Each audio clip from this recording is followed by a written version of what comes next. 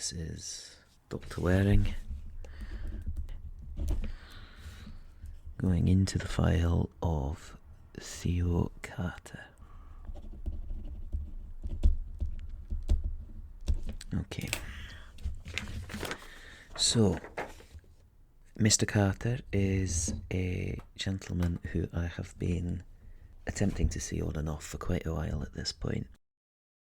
He seems to be suffering from a bit of psychosis. I've not been able to root that down to any specific issue, but if you have a look at this file, you'll be able to see he's got the typical sort of psychotic symptoms. Unfortunately, he has a rather impaired relationship with reality, to the extent that he seems to believe that time itself is frozen, which might not be incorrect, but he appears to believe that he is the one who caused the incident and that he himself has been cursed by time itself, which seems to me to fit within your typical paranoid delusion.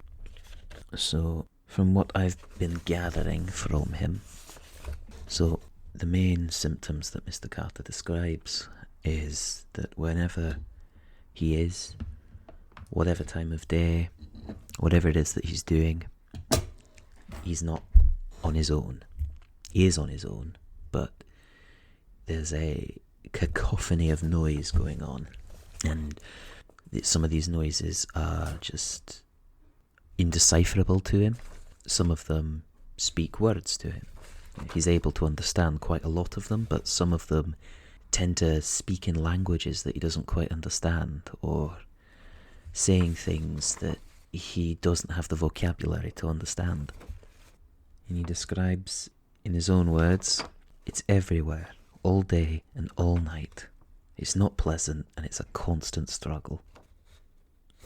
Any attempts by himself to tune out some of these other voices begin to go well, but he says it's quite difficult to ignore them because they're louder than people he meets in reality. They're louder, and they know exactly what buttons to press because they are part of his psychology. They know what makes him tick, what he likes, what he doesn't like, and what he values and what he believes, and they use that whenever they're in dialogue with him. In his own words, they understand me better than anyone because they are me. They know my weaknesses and my insecurities, what matters to me and what I believe in. He claims to know that he is in need of help, but the reason he's not come forward until recently is because he doesn't believe that anyone understands. He believes he's alone, and that any advice that actually might come through to him would just add another voice to the endless cycle going on.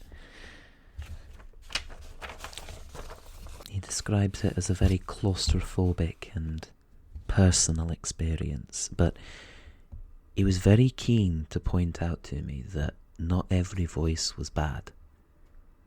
Not every voice told him that he was stuck in a loop, or time was cursing him, or to hurt himself or kill himself. Sometimes they were helpful. He had quite a lot of trouble explaining exactly what that means to me, but from what I've managed to gather, it seems that whenever he's in a conversation with someone, he is always hyper-focused for various reasons. First off, to assess which voice coming through is actually reality, and secondly, to try and work out what it is the other person is saying. You know, and they might be asking him to hand over a pencil or something, but the voices don't let him accept that that's just all that they want. They wouldn't ask him otherwise. So he's constantly second-guessing people and trying to work out what their ulterior motives are, like hundreds of thousands of possibilities going on all at the same time. He describes it as incredibly exhausting, and it's why he has trouble socializing with quite a few people.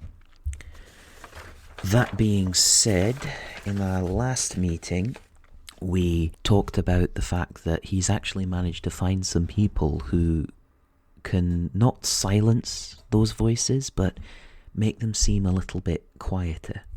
So he's integrated his personal looping with these other two individuals.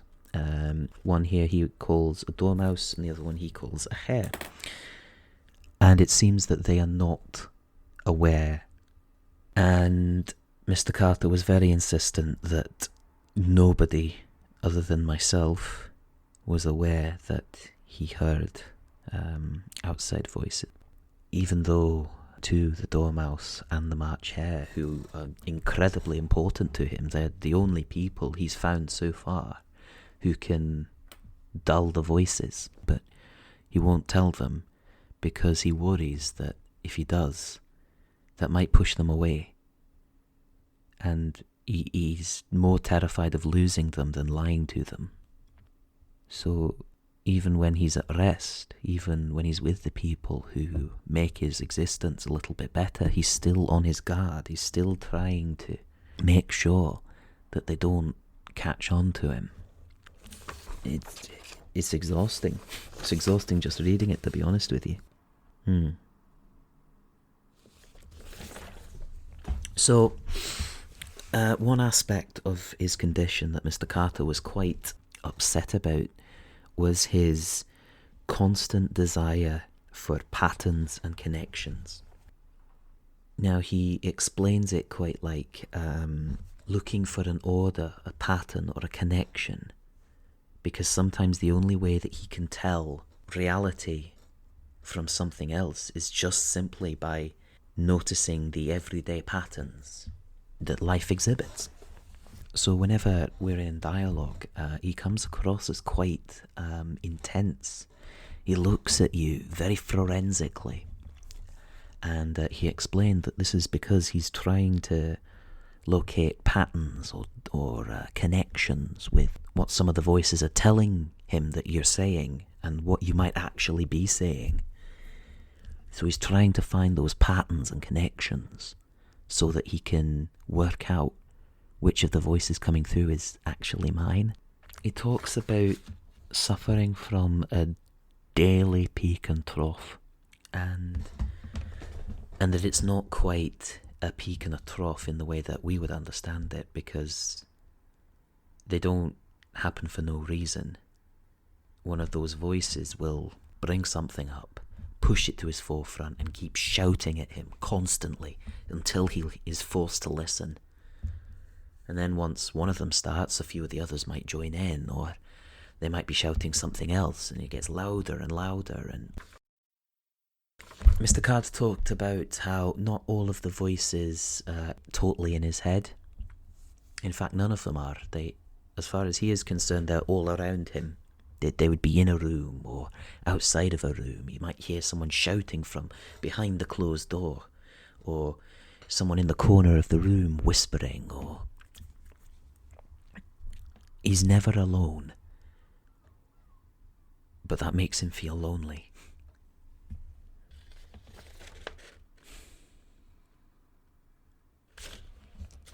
As the meeting went on, Mr. Carter got increasingly upset and insistent that he wanted his party to be over. And when I asked him to explain that, he explained that ever since he was cursed by time, he feels like he's been stuck at the same dinner party, going over and over and over again. And that is manifesting itself physically as well as mentally. So, when he's with this dormouse and this March hare, he is constantly enacting the same bit of dinner over and over again, and he seems to think that it is constantly 6 o'clock, because it was 6 o'clock when he was sentenced to execution by the Queen, and it was 6 o'clock when time cursed him. So he feels trapped in that one room, in that one bit of dinner, over and over and over again. He says that the most terrifying thing about his hallucinations, they're not always wrong, and they're not always malicious. In fact, he doesn't think that any of the things that he can do, hatting, he doesn't think that he would be able to hat if he didn't have some of those voices guiding him. And he expressed a real worry that when you listen to a voice and it's right, then you start to trust it, and when you start to trust it, then that's when things might get out of hand. He talks about how he began to believe some of those voices more and more, and not just believe in them, become dependent on them.